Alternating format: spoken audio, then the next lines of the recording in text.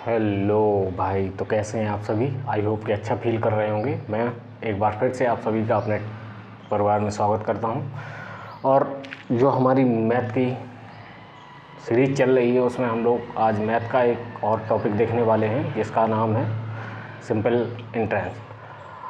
और simple entrance and compound entrance में अगर हम बात करें क्वेश्चन की, तो नंबर ऑफ क्वेश्चन इसके बहुत ही अच्छे क्वेश्चन होते हैं जो एग्जाम में देखने को मिलते हैं। तो यहाँ से काफ़ी कैलकुलेटिव क्वेश्चन देखने को मिलते हैं, कैलकुलेटिव होते हैं और थोड़े से ट्रिकी क्वेश्चन भी होते हैं। काफ़ी बार हमें जो लैंग्वेज बैरियर होता है, तो लैंग्वेज इतनी अच्छी रहती है इन क्वेश्चन की कि वो देखने को मिलती है। तो एसएससी की बात करें तो एसएससी कैटेगरी भी इसके प्री में 1 से 2 क्वेश्चन देखने को मिलते हैं। अमूमन वनडे एग्ज़ाम की बात करें तो वनडे एग्ज़ाम में जो क्वेश्चन देखने को मिलते हैं वो भी 1 से 2 क्वेश्चन तो आना ही है इसके। और एसएससी मेंस की बात करें तो मेंस में इसके लगभग 3 से 4 से 5 भी क्वेश्चन हो जाते हैं। जब तक जो मेंस एसएससी का मेंस था आपका, एसएससी की मेंस में आप बात करें तो एसएससी की मेंस में जो क्वेश्चन पहले आते थे तो वहाँ नंबर ऑफ़ क्वेश्चन ज़्यादा होते थे। तो इस वजह से वहाँ नंबर ऑफ़ क्वेश्चन ज़्यादा होने की वजह से यहाँ इसका वेटेज थोड़ा बढ़ जाता था, वहाँ 6-7 तक क्वेश्चन आ जाते थे। लेकिन अब एसएससी ने जो मेंस में आपका मैथ है उसका नंबर ऑफ़ क्वेश्चन घटा दिया है, तो उस वजह से 3 से 4 क्वेश्चन आपको मेंस में भी देखने को मिलते हैं। बाकी सीडीएस हो गया तो सीडीएस में इसके कभी कभार 7 तक क्वेश्चन आ जाते हैं। तो अच्छा चैप्टर है ये, और मैथ में काफ़ी कैलकुलेटिव चैप्टर है। जब इससे क्वेश्चन बनते हैं तो काफ़ी अच्छे क्वेश्चन बनते हैं। ये सब कह सकते हैं आपकी थोड़ा सा टफ चैप्टर भी है, तो इसको हम लोग देखेंगे सिंपल इंटरेस्ट और कंपाउंड इंटरेस्ट के बारे में। तो सिंपल इंटरेस्ट क्या होता है, जैसे आप लोग गांव में रहते हैं, अगर गांव में गए हैं कभी तो गांव में देखने को मिलता है कि एक साहूकार के पास अगर कोई पैसा उधार लेने जाता है तो वहाँ पर साहूकार जो आपसे ब्याज की मांग करता है तो वही ब्याज जो वो कैलकुलेट करता है तो देखने को आपको मिलता है। जैसे आजकल बैंकें भी जो हैं इंट्रेंस प्रोवाइड कराती हैं, लोन भी प्रोवाइड कराती हैं। तो इस तरीके से काफ़ी व्यावहारिक चैप्टर है, अपने जीवन में भी इसका काफ़ी यूज है, तो इसको ऐसे ही पढ़ेंगे हम लोग। तो चलिए शुरू करते हैं हमारा आज का टॉपिक, जो हमारा सिस्टम। चलिए तो शुरू करते हैं सिंपल इंटरेस्ट। तो सिंपल इंटरेस्ट में क्या है कि इसमें इसको हम लोग कहते हैं साधारण ब्याज। हिंदी में इसको कहते हैं हम साधारण ब्याज, साधारण ब्याज। ठीक, साधारण ब्याज। अब इसकी कुछ 2-3 टर्म हैं, उनको देख लेते हैं। जैसे होता है मूलधन, है ना। तो मूलधन क्या होता है, जिसे हम लोग क्या कहते हैं, प्रिंसिपल। मूलधन। और समय भी होता है इसमें, टाइम, समय। और होती है रेट, ये होती है दर, ब्याज की दर। जैसे कि आप लोगों ने देखा होगा कि कभी आप लोग जाइए साहूकार या लाला जी के पास, तो हम लोग क्या कहते हैं कि लाला जी कुछ पैसों की ज़रूरत है, तो लाला जी कहते हैं ठीक है लेते जाओ, कोई दिक्कत नहीं है। तो जैसे हम लोगों ने कुछ पैसे की डिमांड की, जैसे हमने कहा कि हमें 10,000 रुपये की ज़रूरत है, तो 10,000 लाला जी ने 10,000 रुपये हम लोगों को दिया। तो 10,000 रुपये उन्होंने तो हमें दिया है, तो ये 10,000 रुपये उन्होंने दिया है और हमने लिया है, तो इसी को कहते हैं मूलधन। मूलधन यानी प्रिंसिपल। जो ऋण हमें दिया गया है, जो डेब्ट हमने लिया है, तो उसको कहते हैं हम लोग मूलधन। जो हमने उनसे उधार लिया है, उनसे बोरो किया है, तो उसको कहते हैं मूलधन। और उन्होंने एक बात कही हमसे, तो जब उन्होंने पैसा दिया तो उन्होंने कहा भाई कितने समय के लिए लेगा। तो हमने कहा लाला जी 4-5 साल में अरेंज करके दे देंगे। तो लाला जी कहते हैं कि 4 साल या 5 साल, यानी कि मतलब एक कन्फर्म टाइम तो होगा। तो हमने कहा ठीक है लाला जी 4 साल में देते हैं, 4 साल में दे देंगे, यानी 4 साल इसका टाइम पीरियड हो गया, है ना। 4 ईयर इसका टाइम पीरियड हो गया। कहनी हमने जो रुपए उधार लिए हैं वो 10,000 रुपये 4 वर्ष के लिए हमने उधार लिए हैं। तो अब लाला जी कहते हैं कि ठीक है, अब 10,000 रुपये लाला जी ने हमें 4 साल के लिए दे दिए, तो इसमें लाला जी का क्या फ़ायदा। लाला जी ने 4,000 रुपये 10,000 रुपये 4 साल के लिए दे दिए कि ले 4 साल बाद तू वापस कर जाना। तो भाई लेके चला आएगा कोई, 4 साल बाद फिर लाला जी को 10,000 रुपये दे दिए, तो लाला जी का क्या फ़ायदा हुआ इसमें। जो पैसा लाला जी का था वो तुम्हारा हो गया, बाकी तुम लाला जी को दे आए तो फिर कोई। तो यहाँ पर जो उन्होंने एक बात कही कि आप मुझे ब्याज किस रेट पे देगा, यानी जो अगर गांव की बात करें तो वहाँ चलता है सैकड़ा, है ना, कितने रुपए सैकड़ा, सैकड़ा यानी 100 पर जो ब्याज दिया जाता है उसी को रेट ऑफ परसेंट कहा जाता है। तो 100 रुपये पर जो ब्याज दिया जाएगा, जो ब्याज की दर होगी वो 100 रुपये पर काउंट की जाती है, यानी कितने रुपए सैकड़ा कोई आदमी आपको ब्याज की दर पे दे रहा है, यानी इसी को हम लोग कभी कभार टका भी बोलते हैं। तो टका भी एक देसी भाषा ही है, तो टका या फिर आपका सैकड़ा, लेकिन हम लोग यहाँ रेट परसेंट पढ़ते हैं। तो परसेंट का मतलब ही आप लोग जानते हैं कि परसेंट का मतलब 100 होता है। तो 100 यानी जो हम लोग सैकड़ा बोल रहे हैं वही चीज़ हम लोग टका पे भी बोल सकते हैं। तो चलिए देखते हैं, जैसे हम लोग जब गए वहाँ पे तो हमने कुछ डिमांड की, तो उन्होंने कहा ठीक है कि मैं 12% पर एनम आपसे ब्याज लूँगा, ठीक है, पर एनम आपका ब्याज लगने वाला है, यानी जो रेट होती है हमारी वो पर ईयर काउंट की जाती है। प्रत्येक साल आपसे 12% का ब्याज लगने वाला है।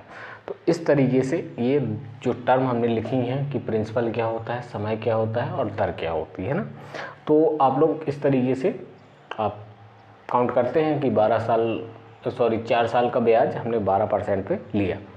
तो इस तरीके से हम लोग देखते हैं। अब चूँकि सिंपल इंटरेस्ट और कंपाउंड इंटरेस्ट में यही अंतर होता है कि सिंपल इंटरेस्ट में जो ब्याज की दर होती है वो हर साल के लिए इक्वल रहती है, लेकिन कंपाउंड इंटरेस्ट में क्या होता है कि जो आपका समय है मूलधन है वो चेंज हो जाता है। हर साल जो नया अमाउंट क्रिएट होता है वही मूलधन आपका बन जाता है, यानी प्रिंसिपल बन जाता है। नेक्स्ट वर्ष के लिए वो आपका प्रिंसिपल बन जाएगा जो पिछले साल का अमाउंट होगा। लेकिन यहाँ सिंपल इंटरेस्ट में क्या है कि सिंपल इंटरेस्ट में आपका जो मूलधन है वो और जो आपकी ब्याज लग रही है सालाना वो हमेशा बराबर ब्याज मिलता है। यानी एक साल में अगर आपको मिल रहा है, एक साल में 12% मिल रहा है तो अगले साल भी आपको 12% मिलेगा, फिर अगले साल आपको 12% मिलेगा, इसके बाद फिर चौथे ईयर भी आपको 12 साल ही मिलने वाला है। इस तरीके से ब्याज यहाँ इक्वल ही डिवाइड रहता है, यानी 12% आपको ब्याज हर साल मिल रहा है, तो कितने भी साल आप ले लो, 4 साल 5 साल 6 साल, तो 12% ही आपको ब्याज मिलने वाला है। तो इस तरीके से सिंपल इंटरेस्ट में आपको ब्याज जो है, ब्याज की रेट हमेशा आपकी ईयर वाइज सिंपल रहती है। तो इस तरीके से सिंपल इंटरेस्ट को हमने समझा। तो अब हम लोग देखते हैं कि इसको अप्लाई कैसे करते हैं। ये फार्मूला हमने आपको कभी जो टर्म बताई हैं उनको आपको ध्यान में रखना है। तो चलिए हम लोग देखते हैं कि क्या। तो जैसे आप यहाँ आप एसआई कैलकुलेट करेंगे तो कितना होने वाला है, आपको पता है कि एसआई सिंपल इंटरेस्ट क्या है, 12% आपको ब्याज लग रहा है पर साल, तो 4 साल में कितना मिलने वाला है, 12 × 4, 4% आपको ब्याज, 12% ब्याज एक साल में मिला आपको, तो 4 साल में कितना मिला, मल्टीप्लाई बाई 4, है ना।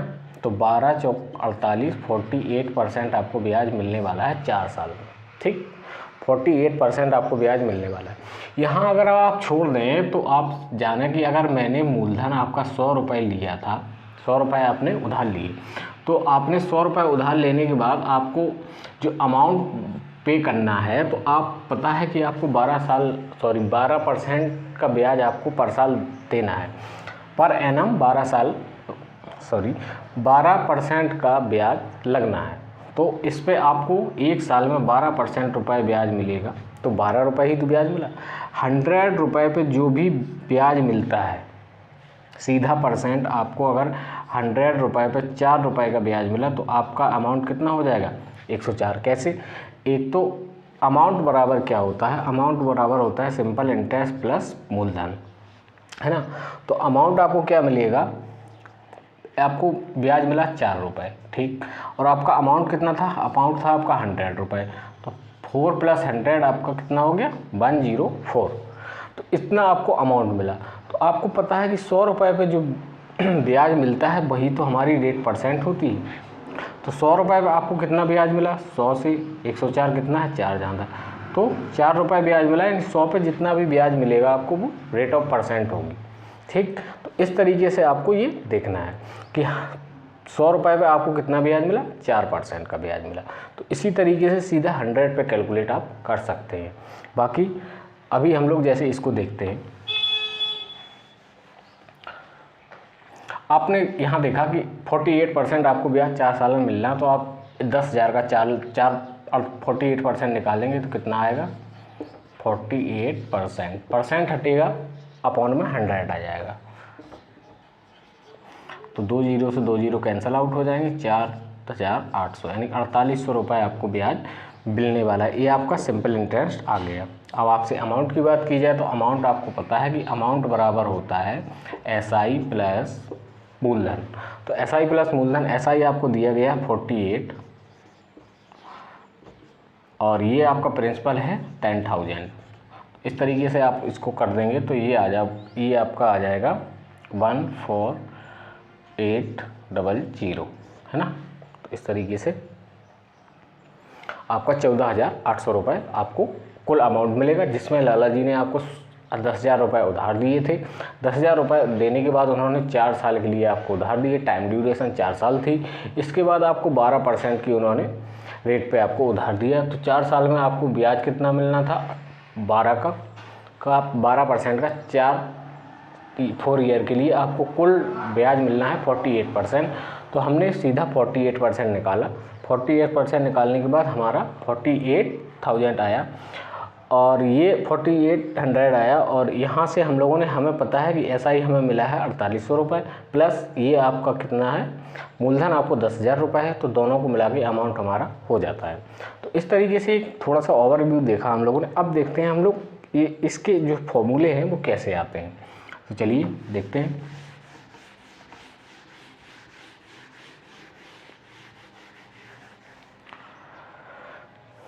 तो आपने देखा होगा कि जैसे मैंने कहा कि 100 रुपये पे जो रेट हो क्या होता है, आपको रेट देखना है कि रेट सबसे मेन चीज़ है रेट।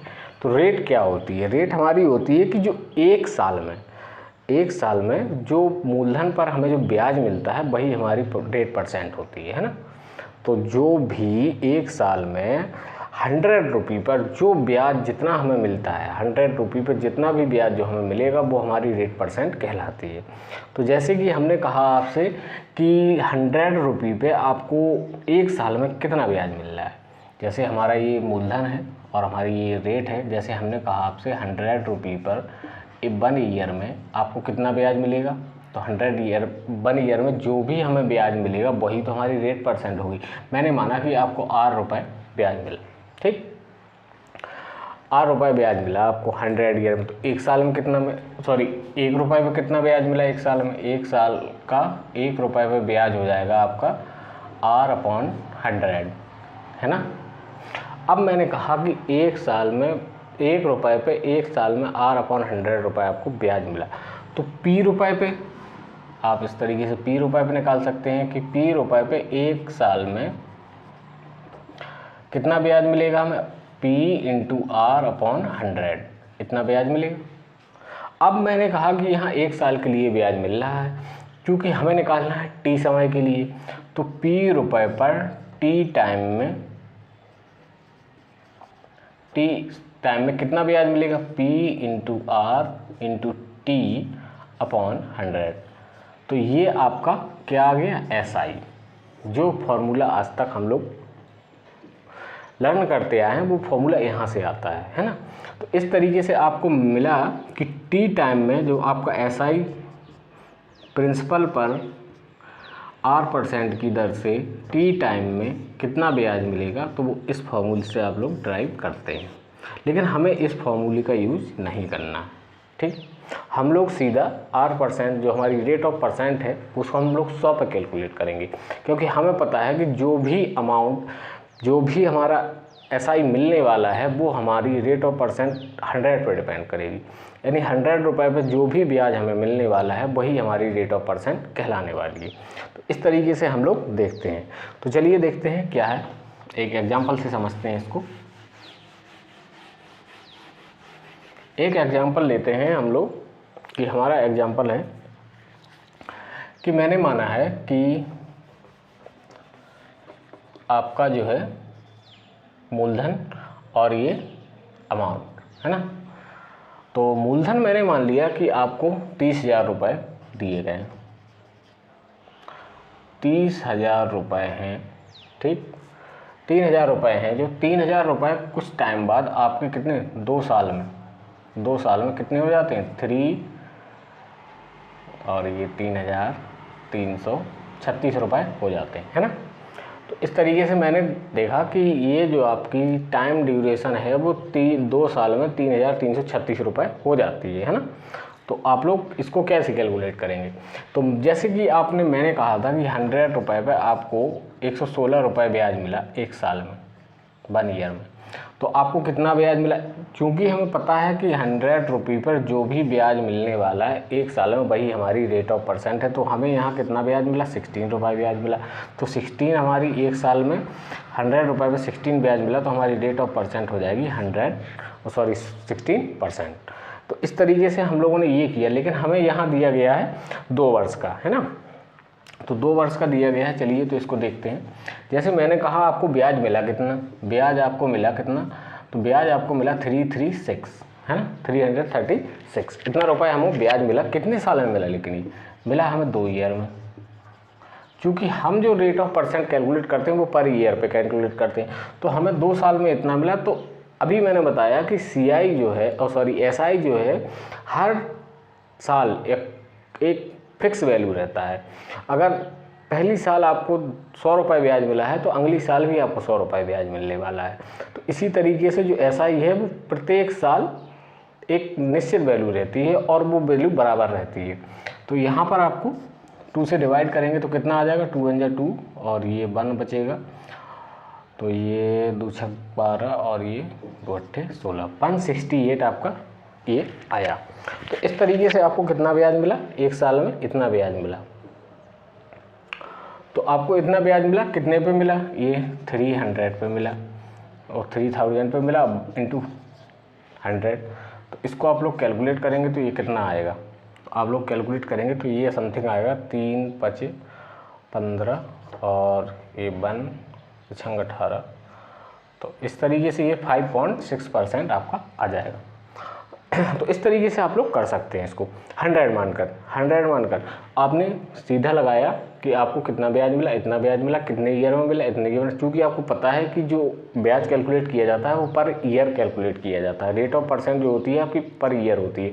आपको पता है कि जो SI है वो पर प्रत्येक साल इक्वल रहने वाला है। तो आपको पता है कि अगर इस साल 2 सालों में इतना मिला है तो 1 साल में इतना मिलेगा। 1 साल में अगर ब्याज इतना मिला है, कितने पर मिला है? 300 पे मिला, 3000 पे मिला है तो इसमें मल्टीप्लाई करेंगे 100 से, तो ये आंसर आपका आ जाएगा। इसी प्रकार हम लोग दूसरा कुछ देखते हैं।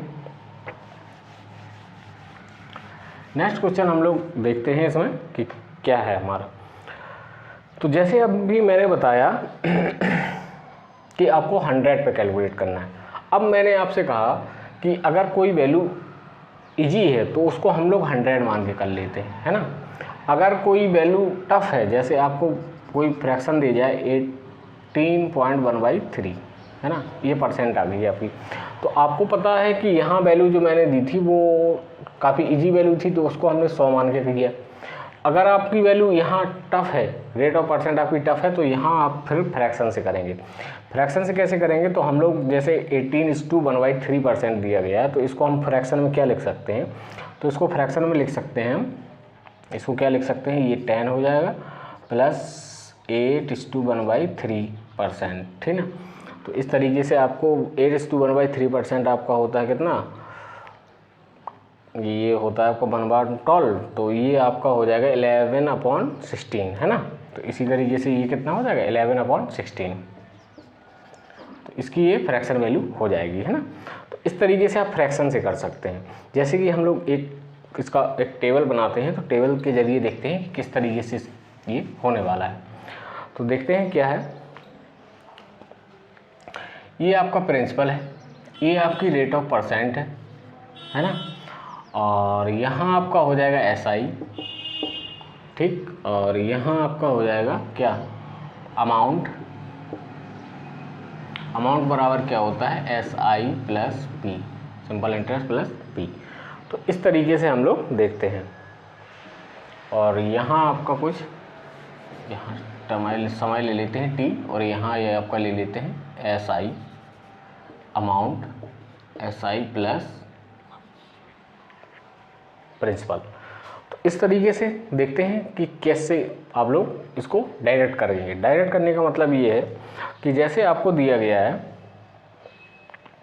आपको यहाँ 6,000 रुपये पे निकालना है, ठीक, 6,000 रुपये पे आपको निकालना है कि रेट ऑफ परसेंट आपको दी गई है कितनी, आपको दी गई है रेट ऑफ परसेंट 8%, ठीक, 8% आपको रेट ऑफ परसेंट दी गई है, और आपको टाइम दिया गया है कितना, टाइम दिया गया है 4 साल का, 4 ईयर,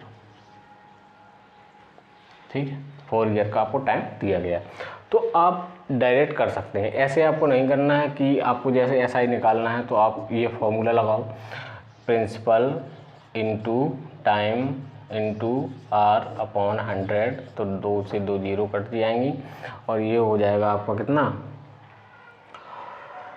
8 चौको 32, 32 चौका कितना हो जाएगा, 30 चौका 12 और 8 128, 32 गुणा 4, 4 दूनी 8, 12, 128 हो जाएगा ना आपका। तो 128 ये आ गया, तो ये आपका 1280 रुपये आ जा रहे हैं। तो ऐसे नहीं करना है आपको, है ना। तो आपको कैसे करना है, आपको सीधा पता है कि 8% की ब्याज दर है, आपको 4 साल के लिए टाइम पीरियड है आपका। तो इससे आप लोग सीधा निकालेंगे कि 8% से 4 साल का ब्याज कितना बनेगा, 32%। तो इसका 32% निकाल दो। 32% कैसे निकालेंगे, सीधा इसका 32% आप लोग निकाल सकते हैं। 2 जीरो से 2 जीरो कैंसिल आ जाऊंगी, और ये 128 1280 रुपये आ जाएगा। आप लोग यहाँ से इसको भी कैलकुलेट कर सकते हैं कि अमाउंट आपका क्या है। अमाउंट में आपको दिया गया है 6,000 रुपये, ये दिया गया है, तो ये हो जाएगा आपका अमाउंट हो जाएगा 7,280 रुपये। ये 6,000 और ये 1280, 7,280 रुपये। तो इस तरीके से आप लोग बहुत जल्दी कर सकते हैं। बाकी हम लोग क्वेश्चन करेंगे तो क्वेश्चन में और भी आपको समझ में आने वाला है। तो चलिए इसके क्वेश्चन हम लोग अभी नेक्स्ट क्लास में करने वाले हैं। आई होप कि आपको ये थ्योरी पसंद आई होगी, और वीडियो अच्छा लगे तो ज़्यादा से ज़्यादा शेयर करें अपने साथियों के साथ, और लाइक करें, कमेंट करें, और चैनल पर अगर नए हैं तो सब्सक्राइब करें। जय हिंद, सबका ख्याल रखें।